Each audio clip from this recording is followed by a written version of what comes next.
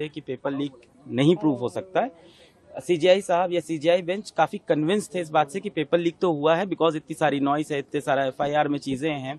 अब वो ये डिटरमाइन करना चाहते हैं किस एक्सटेंट तक पेपर लीक हुआ है, क्या वो लिमिटेड बच्चों में गया है या वो बहुत सारा, जैसे आज के टेक्नोलॉजी का एज है तो उन्होंने ये भी बोला क्या टेक्नोलॉजी की हेल्प से पेपर काफी बच्चों में लीक हो गया है।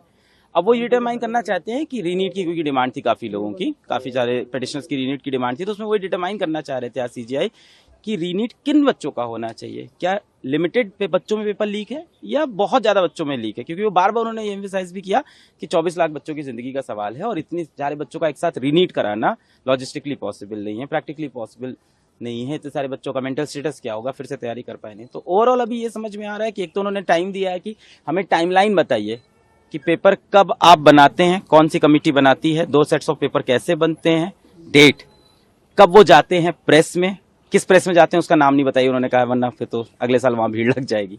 फिर वहां से पेपर वापस क्या दिल्ली आता है या सेंटर्स पे जाता है, सेंटर्स पे कैसे जाता है, वहां से बैंक्स पे कैसे जाता है स्टेट्स में, फिर वहां से सेंटर पे, पूरी चेन ऑफ कस्टडी जो पेपर की है उसको उन्होंने कहा कि हमें देखना है ताकि हम डिटरमाइन ये कर पाए कि पेपर लीक जो हुआ है क्या वो मॉर्निंग में हुआ था 5 में के, अगर मॉर्निंग में हुआ है तो किस टाइम में हुआ है, कितने टाइम पहले हुआ है पेपर से। अगर बहुत कम टाइम पहले हुआ है तो चांसेस कम है कि स्प्रेड हुआ होगा, और अगर थोड़ा ज्यादा पहले हुआ है तो चांसेस ज्यादा स्प्रेड हुआ होगा। और उन्हें ये कंक्लूसिव प्रूफ यही चाहिए अब कि पेपर कितने बच्चों में लीक हुआ है, पहुंचा है कि नहीं। बाकी एक और चीज बड़ी अच्छी बोली, जो डिमांड हम सब भी बहुत टाइम से कर रहे थे, उन्होंने ये भी कहा है कि आप अपने डेटा की एक बार एनालिटिक्स की, ऑडिट वर्ड तो यूज नहीं किया, उन्होंने कहा अपना डेटा एनालिटिक्स पूरा चेक करिए और उसमें इरेगुलरिटीज ढूंढिए। कहीं ना कहीं ऐसे आपको पैरामीटर्स रेड फ्लैग मिल जाएंगे अपने डेटा के अंदर कि ऐसा हो कि 700 के ऊपर जो नंबर है वहां पे नंबर ऑफ स्टूडेंट्स या percentile of students last year से इस ईयर ज्यादा बढ़ा हो, जो कि है एक्चुअली है।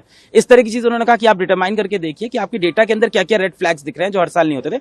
और ये भी कहा कि हो सके तो ये गवर्नमेंट, मतलब आप खुद ना करके किसी और एजेंसी से कराएं, एनटीए खुद ना करे, कोई और एजेंसी करे, इस डेटा को ऑडिट करे, वहां से इरेगुलरिटीज मिले। तो अभी तो इन्होंने ये बोला है वेडनेसडे तक का टाइम दिया है कि ये सारी चीजें सबमिट करें, फिर थर्सडे को उस पर सुनवाई करेंगे। ओवरऑल ऐसा लगा कि सीजीआई साहब ने काफी बच्चों की बात सुनी। सुप्रीम कोर्ट ने ये भी कहा, चीफ जस्टिस की अगर बात की जाए, कि उन्होंने कहा कि 24 लाख छात्रों के भविष्य का सवाल है, हमें हर चीज जो है वो तह तक जाकर देखना होगा। पेपर कब लीक हुआ, पेपर लीक होने का नेचर क्या था, कहाँ लीक हुआ, किस तरह से लीक हुआ, ये तमाम बातें हैं। इसके अलावा सुप्रीम कोर्ट ने ये भी अपने ऑर्डर में लिखवाया कि जो उल्लंघन हुआ है वो सिस्टमेटिक तरीके से हुआ है, यानी जो ब्रीच हुआ है पेपर लीक को लेके उसमें वो सिस्टमेटिक तरीके से हुआ है, पूरी परीक्षा को प्रभावित किया है या नहीं किया, उल्लंघन, ये तमाम सवाल जो है वो पूछे हैं।